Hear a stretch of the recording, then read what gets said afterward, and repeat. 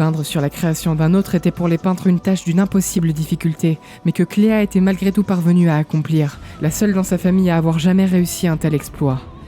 Elle repeignit sa copie, la privant de sa voix et de sa liberté. Elle lui conféra d'incommensurables pouvoirs.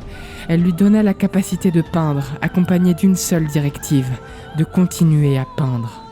Depuis le manoir suspendu, elle continuerait à peindre des névrons au nom de Cléa, s'assurant ainsi que, même en son absence, leur nombre ne viendrait jamais à se tarir et qu'ils continueraient à pulluler sur le continent jusqu'à la totale destruction des créations d'Aline. La maîtresse avait nommé sa régente. Elle condamna sa copie dépeinte à une captivité sans fin, enfermée par ses propres créations dans l'atelier qui serait sa prison. Une fois l'acte accompli, Cléa ferma les portes et quitta le manoir suspendu. Là aussi, cependant, elle laissa contre son gré une part d'elle-même, un fragment de son cœur dans celui de sa création, une empreinte de la vérité qu'elle gardait cachée.